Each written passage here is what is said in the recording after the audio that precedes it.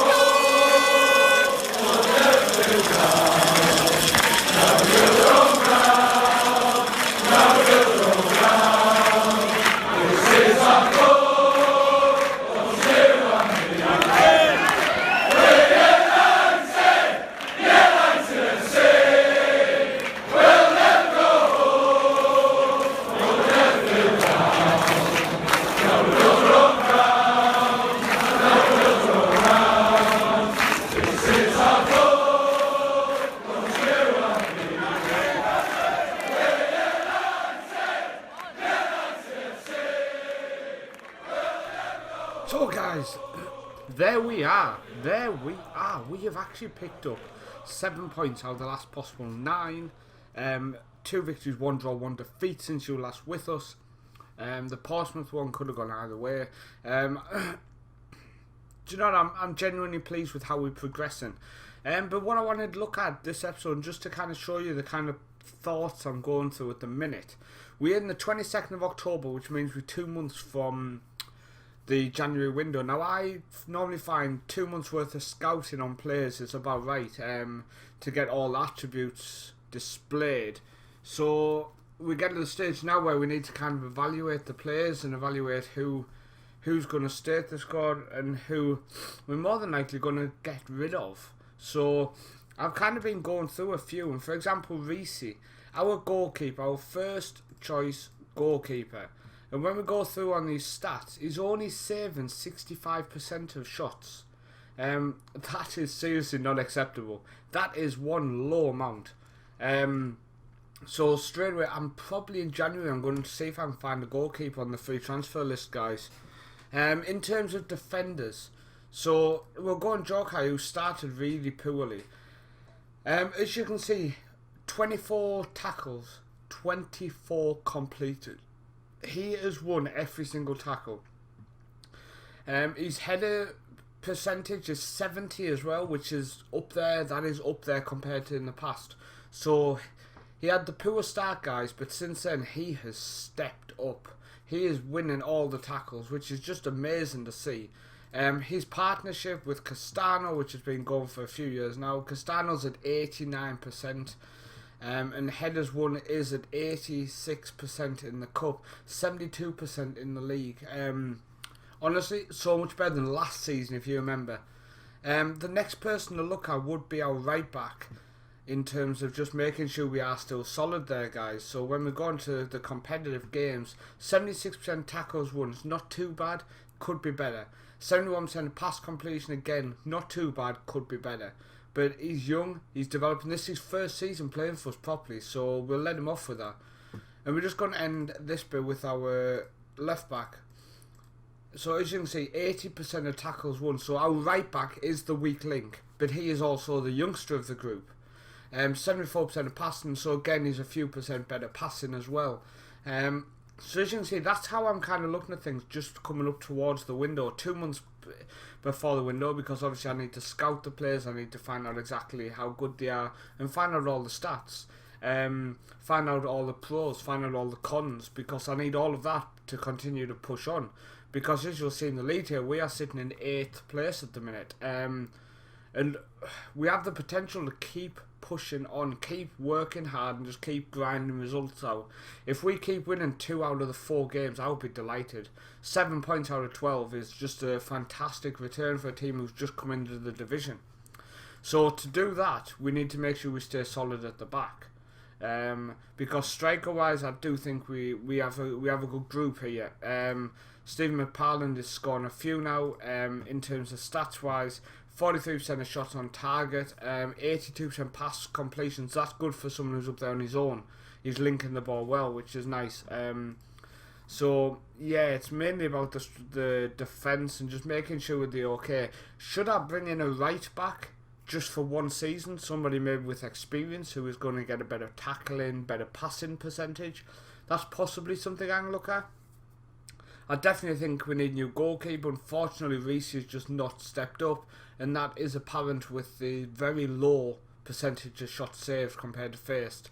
Now, quickly here, a person we've got in on trial. He's been on trial now for 3 weeks, and finally we're only 1 start away from seeing him fully. He's not too bad, but unfortunately his teamwork, concentration, do let him down, and I just don't think he's going to cut it, unfortunately. But it was worth getting him in, it was worth taking a look at him. He'd been at Preston for quite a while.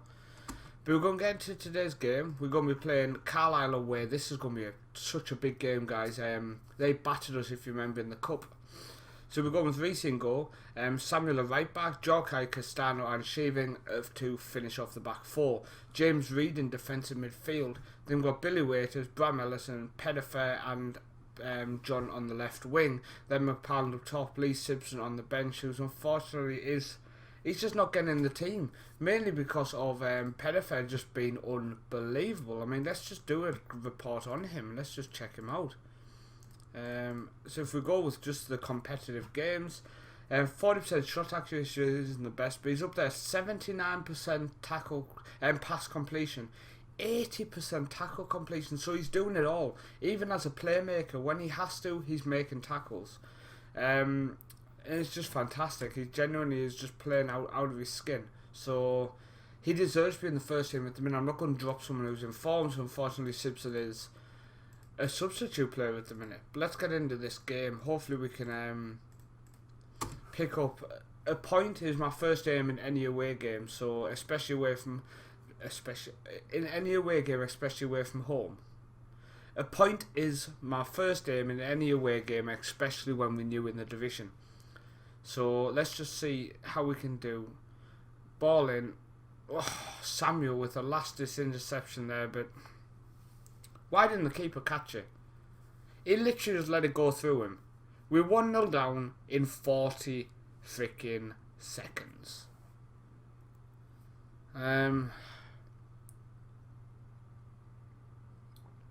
Oh, we nearly went 1-1. Nearly went 1-1. Cleared off the line. How was that not a shot? I'm sure that was going in. Yeah, well, not my decision. That's cleared up the field. Good ball in. And yeah, 2-0 down.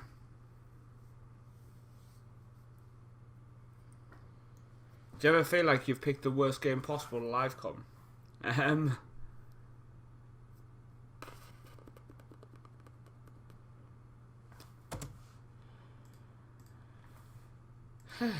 No. Well. Well, they're definitely focusing on the right. I think that was apparent. Okay.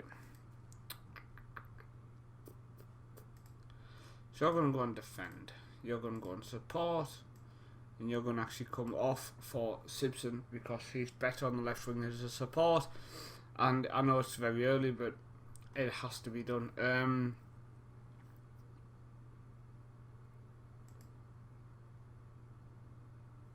You know, I know he's not a big fan of it, but there's a gap. There's a gap there, and we need to utilise this. I need to get James Reed on the ball more as a playmaker. Might end up dropping Bram back to play there, but then is Wilson on the bench? Okay, Russell Wilson's on the bench, so I'm thinking second half. Bram drops back into the playmaker role in defensive midfield. Then what we can do is move Pettifer to centre midfield, and Wilson, who's a young kid from Norwich on loan, can go in the playmaker role. Don't concede a third, not before half time. Just get through the half time and we can rebuild. Right, Billy Waders, come on. Go on, Billy. Ellison to McParland. Ellison back to McParland. There's a notch on his passing percentage. See, there's the issue. That the right back there didn't track properly, and I do think that's just due to experience. We could probably do with going out on loan to maybe a League 2 club just for a season. Right, well in Bram. Bram chased that down well. Right, that's in the Pettifer. Right, blow the whistle. Perfect. Okay, so I'm thinking Reed's going to come off for Russell Wilson. I'm going to switch them two and move Bram into the deep line playmaker. I'm going to put him on support just so he gets into that gap just that bit more, I think. We're also going to exploit the right just because it makes more sense because they're focusing a lot down our other side.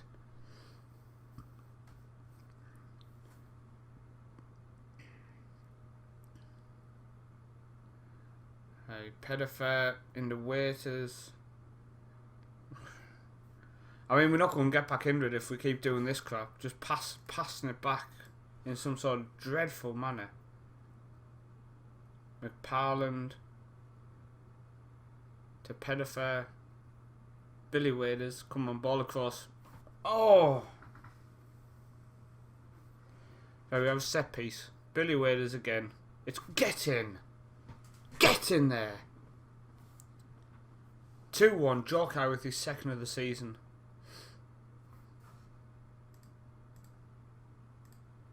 Come on, guys. Win it. Castano wins it, but unfortunately Wilson doesn't have the nous to win. Right, well in. Why? Why? Do you know, you just can header it down to your other players just next to you, you know. Castano wins it, but it's to nobody. Maxwell. McCullough. Stevens. He's making a lot of hard work of them, by the way. Get stuck in. We need to throw ourselves around a bit more. I think there's situations like there where Wilson let the ball go in the middle just a couple of minutes ago. If he was on get stuck in, maybe he would have just crushed them. Just literally crushed them and well, that was fucking terrible, wasn't it?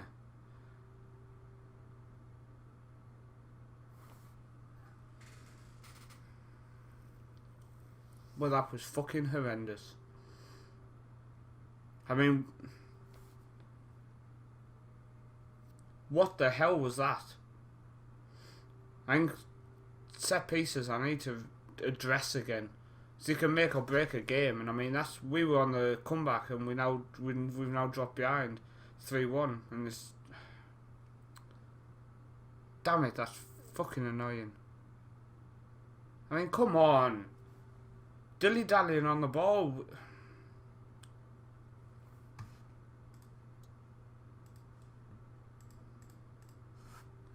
McParland. Oh,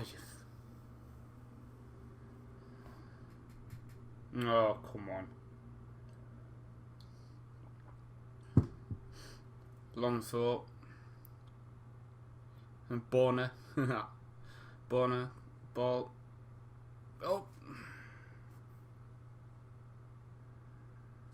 This is so frustrating when this happens in terms of just poor performance, but slight mistakes, little mistakes, the stupid throwing, why there wasn't 2 back. There should be 3 people back at all times, there was only 1. I mean,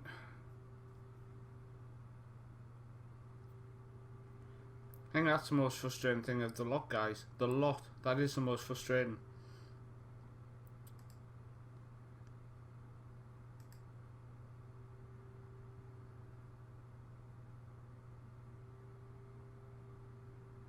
We're unextended. I thought we were. Nah, well. It's nice to see a lot of the game and see how the team actually plays. McParland into Billy Waders. I mean, was that a shot? Did he genuinely just shoot from there, or was it just a shit cross? A lot of very tight legs on the pitch as well. Long ball in again from Connors. It's cleared. Come back out in though. Nobody closed him down. I mean, hey, screw it. Why close someone down? It'd be boring, wouldn't it? Oh, you dear me. Dear me. Right, so there's a defeat, guys. Very disappointing. Very, very disappointing.